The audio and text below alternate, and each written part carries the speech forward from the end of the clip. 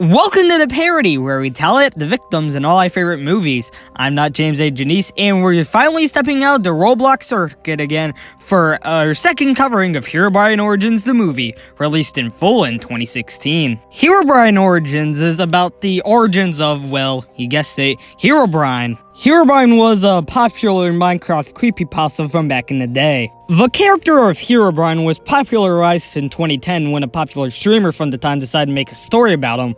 The original story is about a player who saw something in their single-player world that they thought was weird, because at first they thought it was a cow, but it turned out it was a player with the default skin, but had no eyes. Other weird things start happening until the player gets in contact with Notch, who replies that it was actually his dead brother. At the end, we see a now famous picture. Herobrine Origins tries to make an explanation for it, saying that Herobrine was caused from something known as the brine, powers that, well, I don't know. The brine gets into a young person known as Steve Briggs. Since he discovered that he has the brine and that he has a reporting school later that night, Steve Briggs, now a teenager, decides to get revenge on his bullies. And that plot sounds familiar, well, you're in luck, because that's basically the exact same plot as Carrie. Specifically, the one that they were trying to emulate was the 2013 version of Carrie, which had come out around the same time as Part 1. After Part 1, the Carrie copy turns into something that does not look like Carrie, I'll tell you what. But it's still a movie that's fairly enjoyable, even though at points you can see the cracks. Can a remake of Senior Prom Slaughter top a Senior Prom Slaughter? Well, I'll tell you all about it by counting up these kills.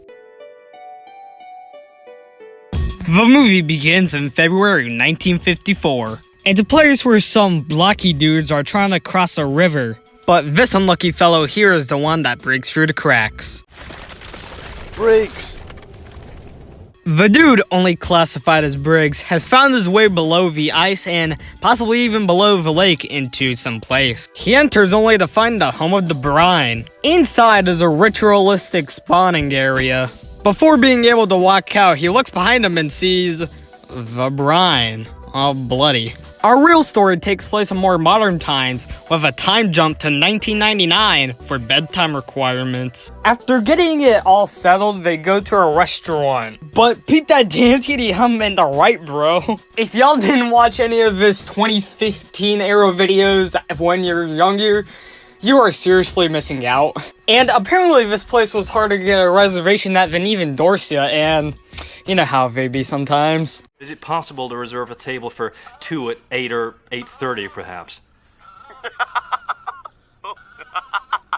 They're here because they're celebrating 2 different anniversaries that I don't know which they are. That then delves into a conversation that I'm probably just gonna skip over. Eventually, across the room, he spots a G-Man there for some reason. This prompts him to fake a bathroom visit. As expected, the G-Man visits him inside the bathroom. They get into a short altercation inside the bathroom where the G-Man hits him. Oh, he wouldn't do that if he was him, now wouldn't he? You wouldn't want to get your back broken against the glass off screen? Now that's probably gonna get counted. Because of the back breaking, Robert and Anna have to make their way out of the Dimension Diner. But before they can drive away, it appears that their car's been locked. After running for a long time, they make their way to a building. Over there, Anna strikes a conversation. No. Would it be alright if Steve stayed with you for a couple more days? Me and Robert have to deal with some stuff. Of course. Take as much time as you need. Welp, looks like your child's not gonna figure out what happens to you in an hour. Inside, Rob tells Anna that they both have to settle down before he sees 2 more G-Men outside. This causes them to get in an immediate panic and run. They have to run for a very long time, even down an alleyway, where Rob has to tell Anna that she has to keep on running, which comes into effect after the G-Men run into the alley. Rob takes absolutely 0 time getting ready to Hulk smash on them. Because of telekinesis, 2 more get added to the count. Anna proceeds to continue to run for miles before finally getting to an airport. Then Robert magically teleports there. When she asks why they're there, it's because they need to leave the city, even though Steve's free, needs his mother, and is with Jack. But Rob says that he's the biggest amount of safety that Steve has, and plus, the G-Men are after Anna and her serum? Those men are after you. They want the serum. This planet's on its way to Spain, and apparently Anne's new name is Jane Williams, so she better get on that plane and stop the G-Men. Things immediately go south in a hurry. It's because the G-Men pull up a gun on this guy.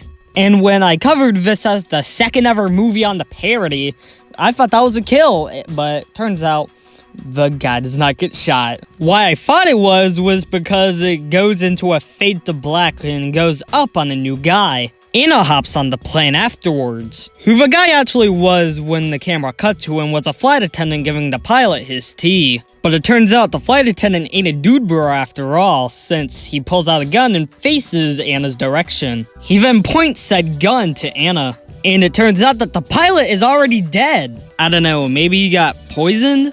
But like, shit, this is already a pretty bad situation. Probably because Robert's on the top of the fucking plane? Jeez, these Florida daredevils have gone insane. Robert then proceeds to shove the flight attendant to the side. I mean, I think Robert's on here to save Anna, and flight attendant's still on, so I don't know what's happening. But when Robert has enough, he breaks a window, which causes the flight attendant to fly outside of it. And if not, he definitely dies in this plane crash that kills the other guy on board and Anna. This is later proven when Robert tells Jack and Steve about it. Yeah, kid, that shit you call life just got a whole lot tougher for you. Now, cue the opening credits, which shows us some weird shit drawn on this piece of paper, what happens at school for him, which also provides a reference to Carrie, and which also provides a small little glimpse. I don't know if you see it, but oh god, it's Herobrine! Man, that should have provided us a title card!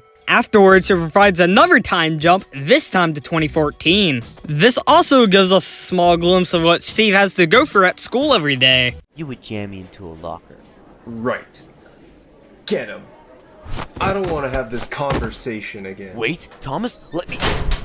Yeah, it all sucks for Steve at school. Steve falls asleep in his room when his flower pot starts floating. Oh god, oh, and it just broke on the ground. His dad doesn't know it just yet, but Steve, he has the brine. The next day, Steve overhears some stuff between Jack and Robert. Apparently Robert's got some medical issues, and the nurse said it's really bad. Regardless of medical issues or not, Steve figures out how to control his telekinesis by flipping a book page. 3 days after we figure out Robert's medical issues, Steve walks to school. But his dad should be fine. Like, I don't think those medical issues are that extreme. A cop spots him and takes him over to stop, but it's not for anything that bad. It's only because the cop needs to inform Steve that his dad has passed away. But was his dad a major character? Well, yeah. Because of that, I'm willing to count Robert Briggs on the count.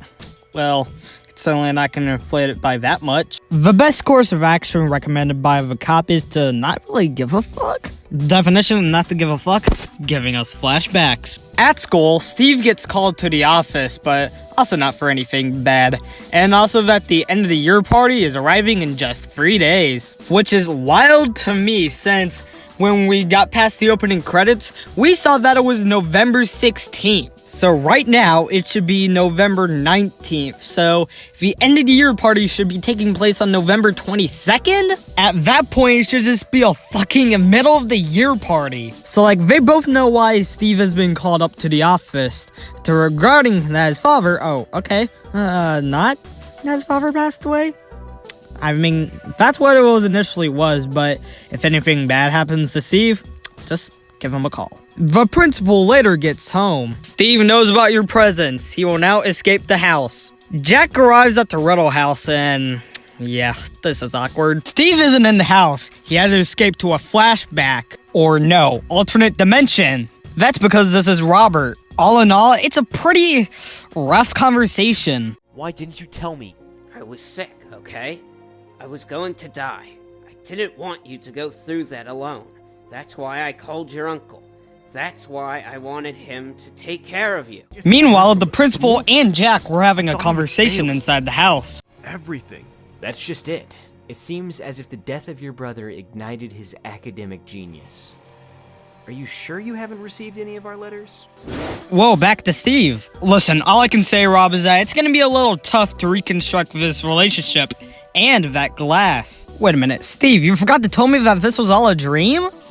God damn it. Back in real time, Steve has found himself in the Briggs family barn. Don't worry, he gets out of it and re-enters the Briggs house. But Jack stops him before he could get in. Don't worry, the scene is short and I'm struggling to save time in this episode. How about I scare you with the end of the year party? It's the usual with these two eggheads planning some stuff. Oh, we're at the end of the year party already? That took quicker than expected, but hey, I'm not complaining. All the kids there are having a sick good time. Steve already encounters a shit stain, or no, two, because here are his bullies, not knowing what's about to happen. And here is the stereotypical bully bullshitting. Their bullshitting in this case is that they're sorry for what they've done to him, even though, like, come on, I've seen basically any piece of media, and I know how this is about to unfold. It's because they put him in the janitor's staff-only closet and just lock him inside. Oh, bullies, you just triggered a big flashback! So Steve decides to fucking launch that door! Because when Steve comes out of the janitor's closet, he is pissed. So now, here's where things are gonna start to get a bit messy, but at the end, I will use an official count. And to make it official, I had commented on the first part of the film, like the old one from 2014, and Will Evans came in and told me the count, which I'm not gonna spoil, but I will have it at the end. Steve reveals his powers to the entire school by lifting up one of his bullies. First up on the carnage, this bully, the DJ. Oh, he gets burned alive, and one of the bullies does too. Now that they know that Steve has these powers and that he can kill people, they just all stop. Steve then takes two more people from the crowd and collides them just off screen. The collision gives Steve the appearance of Carrie. For example, 2013 version. The principal walks in to see what all the fuss is about, but it's too late. Steve has already crushed somebody. And oh, would you look at that? He's getting a staircase to crush somebody else. Steve then shows us another body before throwing up this guy against the window. We get one more when this person is green screened against the wall. This guy finds himself next to some electricity, so Steve very smartly decides to throw a bottle of water to go over and electrocute him. Steve is very pleased, and this is when I'll count 21 more students that I haven't counted yet. Our first will be this lovely gentleman, stabbed with a falling sword. The other 19 I'm getting here are from the official number provided by Will Evans. And yes, some of these 20 might be part of the school staff, but we can't tell because we can't see them. However, I've saved the last kill for its own counting. The other bully, because Steve has managed to follow him into the forest. Steve knocks this guy against a tree, and when we come back from a black screen, we see that the forest is on fire, which I think might just ultimately kill the bully. We get interrupted by the local news telling us that Mineberry High School has been attacked, and our school slaughter has been brought to an end. That actually killed 31 people. Jack runs outside to where his bloody, nephew is. Oh my god, Steve's already finished the transition to Herobrine. Good job, and whoa, why'd you just push your uncle into the house? And you ain't gonna be ready for what happens next. He just ups and explodes the entire house. We then see multiple news stations come on with the same story, confirming that the attacker is our protagonist. Steve is gonna have to live a life on the streets because of this incident. Two cops see the fall happen, but Steve's ready to plow through them already. Oh, those pointed guns don't mean anything good. Because when Steve gets brining, he gets brining, since he breaks the bulbs off the two light posts and flings them up in the air for double impalement. We save their bodies after the kill occurs. Steve runs out of the city to find this guy's Breaking Bad RV. The guy who makes the methamphetamine keep on flowing is pretty concerned about the state of Steve. But Steve reassures him over and over that he's fine. Ding ding, search for Stephen Briggs continues. But then the electricity comes off and the guy has to perform a Dead by Daylight mission. When he comes back in and the lights turn back on, it proves that it was a success. Steve just so happens to find a picture on his wall of a boy. It's of his son who's dead. The film doesn't shy away from showing us what happened to his son in a flashback. He gets shot in a gang altercation, which I'll count. So let this person who's on the run sleep in your RV. Outside, Steve finds out that he actually went a bit far away from the city and finds a random plumber. And on his left, he finds Robert? Don't worry, kid, you are just hallucinating. Away from Mario, we find out that the principal is actually still alive. Steve manages to find his way back to the Briggs house. But wait, is that house's existence and the fact that we can clearly see Jack right there is the reason why I didn't put Jack on the count? Well, yeah, you're right. However, this might have actually just been a little trap. A little troll even, because we find a cop. So Steve is being put up for interrogation. Steve proves very easily early on that he has the brine. Yep, need any more substantial evidence? But goddamn, they just had to put him inside the water tank. He's here because they have proof of this. What the fuck is that? No, it's just one of the bullies who's been very heavily burned. He's alive, but I'm still gonna leave his death on the count. He's probably not gonna live much longer, let's be honest. Remembering that he can teleport the brine, Steve is... What the fuck? Oh, makes his way to the Breaking Bad RV. He holds it off for a second because of a downtown New York attack. So Steve makes his way there to find out what happened. Oh, nah, Steve, dude. Is that your late dad? But since this guy is very obviously possessed, I'm gonna count him as a different entity if he dies. Hey guys, are y'all ready for a Time Heroes style? Oh, is this two guys punching each other on top of a roof? Okay. We're not comparing this to the Teenage Mutant Ninja Turtles rooftop fight scene just yet. But, oh, Jesus Christ, green screens? Oh. Well, I guess we can, in some way. Oh my god, oh god! He gets broken through many windows as we see a cop from below not realize what's about to happen to the clock tower. As you can see, a man flies into it at past 7. Continue the fight scene, fling each other around maybe. Steve finally kinda ends the fight scene by having that body... and explode. Oh, hell no. This is actually starting to look like some Time Hero shit. But with the power of flashbacks, Steve ultimately overpowers this possessed form of his father. Steve sees the RV guy from behind him. The RV guy named Carl finally finds out that Steve is a criminal and begins to shoot him, but Steve begs for his life and Carl lets out this. Fuck you.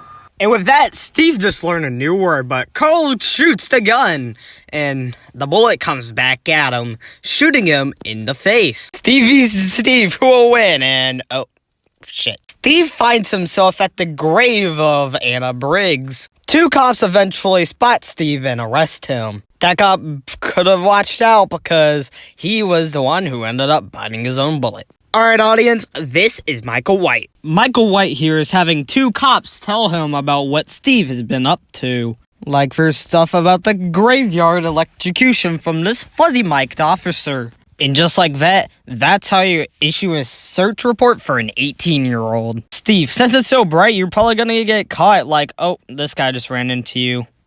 Hang out. See, kids? That's how you forget they're on a search for a criminal. Oh, how about we make the electricity in this place go out? Michael White gets flashbacks about the interrogation with Steve Briggs. Hiding from the public, this woman manages to spot Steve. After that, Steve and Blue Hoodie make a hangout. Like, look, here's Steve's totally realistic apartment. Afterwards, he greets his friend Amy Rose, yes, literally, to Steve. We cut to this random-ass sequence with a guy who suddenly has the brine and, oh, he has fire powers, great. Obviously, we get the 10th flashback sequence of the movie this way. In town, we meet a Steve and, Jack Briggs? Oh, we haven't seen you in a while. The next day, they don't have to provide us with a Dead by Daylight mission. Failing to find Steve from other people, Michael White decides to go on a search for his own, but a cop stops him, providing him with something. The fact that we got cops outside of this building makes me think that they were providing Steve's location. Oh shit, Steve, watch out! But now Steve is behind the cop and just pushes him aside to a wall. This causes another failure for Michael White, but looks like it was a success. They got Steve. That's also proven because Steve walks into a room with Michael White. But Steve just walks out of there, bro. How did you not see that? Steve somehow managed a way to get back where he lives. Using Blue Hoodie's computer, he manages to find some more info about what happened to his mother, Anna Briggs. He finds this article which actually doesn't add anything to the count, since the 4 people on the plane who could have died were the original flight attendant, the G-Man who stole his place, the pilot, and Anna herself. This prompts Steve to teleport somewhere. The actual fucking grave of Jack Briggs, and now since we know that he's dead, I'll count him. Although it would have made more sense if Jack's death was fit into one of the flashbacks or explicitly seen on screen. Yo, police, y'all saw those kill graphics, right? Because they definitely see Steve at this grave. Then Jack comes out of the grave? Huh? Yeah, Michael White and friends are confused too. After the supernatural greeting, 2 cops close in on Steve. Or no, more than 2 cops. Oh no, the widescreen barriers are reaching out and teleporting Steve. And it takes him back to Carl's RV. Hey Steve, if you need a bonus for you, it looks almost exactly the same. Steve says, "Strike trapdoor," when he sees a trapdoor located there. That's where he goes down to Carl's meth lab. But, oh no, he finds math, and dude, you can't just find photos of Frederick Briggs and, 2 bodies on ice? Yeah, those 2 are pretty safe counting bets. The last thing that seems important is this video from April 2001. It's when 2 people go down to the brine area. Yeah, they find all the stuff that was down there originally, but I don't know if they could have seen something else coming. Steve goes to a different folder to find a video of Anna Briggs. This is Anna Briggs. Video log number 23. This may be my last video log. I would like to apologize for all the pain I have brought onto my family and friends. But this serum will help. This is going to help save the world. I can promise that. We have been working on it for 14 years, using DNA from Robert. This serum will... Yeah, Steve, that looks like the serum your mother was trying to produce before she died. Oh shit, Steve is a special paper. You might want to grab it before you leave. Steve and Blue Hoodie, real name Gavin, are trying to find out what this paper means. Not for long though, because Steve finds his way back into the meth lab. Steve doesn't know that he has 2 cops and 1, I don't know who he is, closing in on his location. However, Steve senses their presence, probably something from the brine, and since he can't get spotted, he manages to black screen out. Their presence makes Steve go brine. However, he quickly holds them both accountable for dying, this one from falling really high, and the last one from getting a fist through the chest. He kills the last guy in a throwback to what he just did. He kills the last guy by making him fall to the ground too hard. Mayor Derek Smithies needs to know more shit about Herobrine. By more shit, I mean location. Although taking down this public safety threat may seem easy at first, well, he does have the brine, aka some telekinesis, so maybe it's not as easy as they seemed. And for a last resort, they choose the military to help them take Steve down.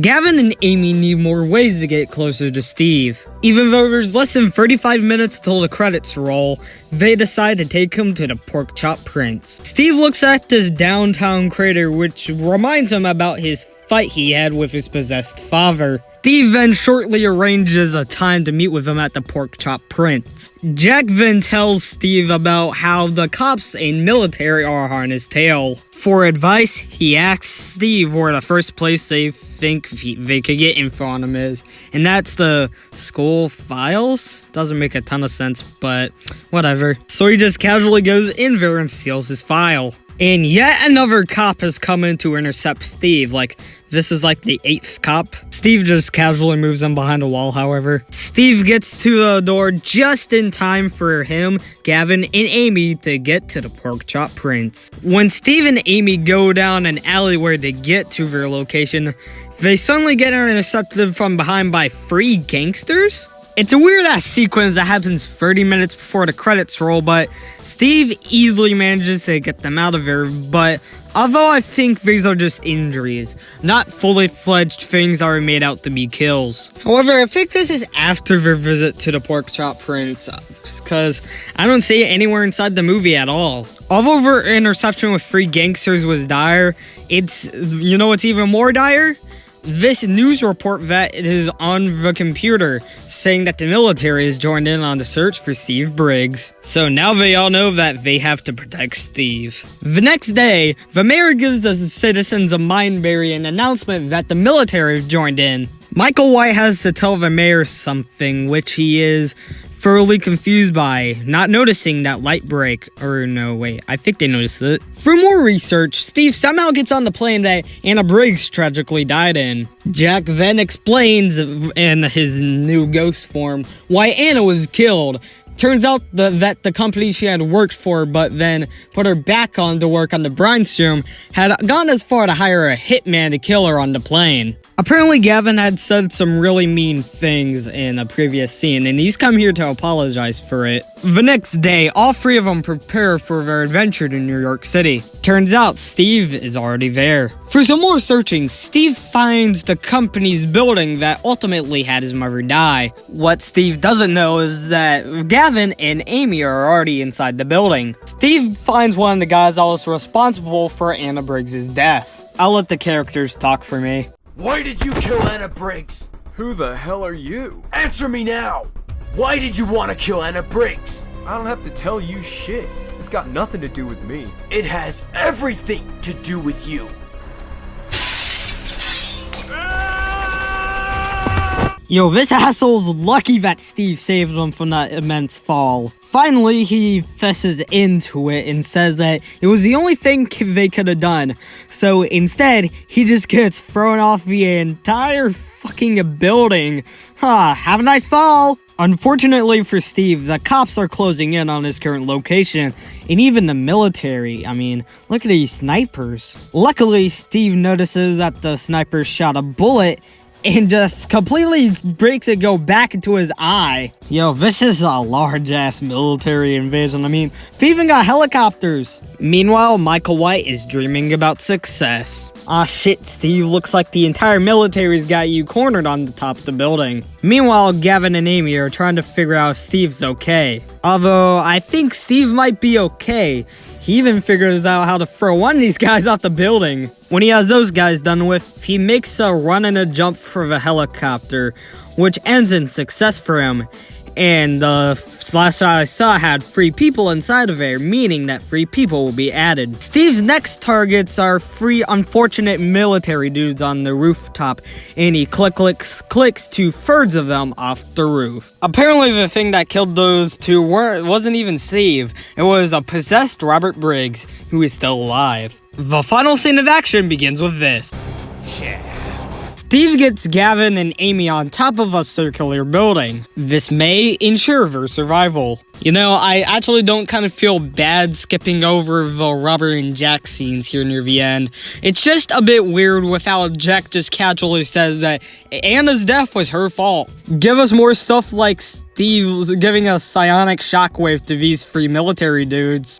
However, when things get intense between Robert and Jack, Steve just comes in and, protects Jack? Meanwhile, while that stuff is happening, Gavin and Amy manage to get out of the building, and they all manage to get in a, construction site. For some reason. During this scene, however, there is some nice green screen tension. Robert then somehow gets Amy on top of a building. Gavin does manage to get up there to see Robert and Amy next to each other. Robert then proceeds to push Amy off the building in a nice green screen shot. The death scene is a tragic point for both Steve and Gavin, while also providing some action with Robert just magically green screening in and pushing Steve away. Fortunately, the hits from Robert don't stop Steve from grabbing onto Amy as she falls down. This fall is filled with so many actually amazing shots as Steve and Amy grab onto each other's hands closer and closer to the ground. It ultimately ends with Steve impact, which somehow causes Amy to die. Steve and Gavin are too busy grieving to notice this cop come in. Let's fix up the Robert stuff too. Before Steve can get in a hit on his paranormal father, he gets a shot to the back thanks to Michael White, who incorrectly says he dies. 2 weeks later, the funeral for Amy is held, and wait, I'm sorry, her name is Amy Rose? Last time I saw her, she only had a little bit of pink and she does not wield a hammer at all. Alright, I guess it's time to wrap up a few more things before the movie, actually ends. Oh, and some useful stuff like serum production. The movie ultimately ends with a shot of the now dead Jack with Steve behind him. Alright, that was a long-ass film and a long-ass kill count. So, finally, how many people died in our basically second voiced film on the channel? Let's find out and get to the numbers. But I swear to God, I swear I could have forgotten something for that. Let me just turn on my Brine abilities. Oh, yeah. Come on. Where is it? By my count, there were 59 victims in Herobrine Origins, the movie, which is a number we haven't seen in any Dead Meat parody, Dead Meat fan, or any Dead Meat kill counts. The victims included 38 men, 19 unknowns, and 2 women, giving us this pie chart right here. With a runtime of 113 minutes, that left us with a kill on average every 1.92 minutes. And if this flamethrower will, without competition, go to the Mineberry High School Massacre. I mean, it is a cool scene, even though most of the kills in it happen off screen. Broken Pistol will go to the 2 bodies we see on the computer from the expedition. No need to ask there. And that's it. Herobrine Origins, the movie, was originally a 3-part movie for being released as a full film in 2016. So far, Herobrine Origins Part 4 has come out, and I'll cover that in January. But until then, I'm Dead Meat Parody, and this has been the parody. Thanks a lot for watching this parody. I'll have to cite the reason this one hadn't come out until this point in the year is because of, well, you guessed it, storage issues. And thanks to Elite Productions for commenting on the original count. Thanks for watching.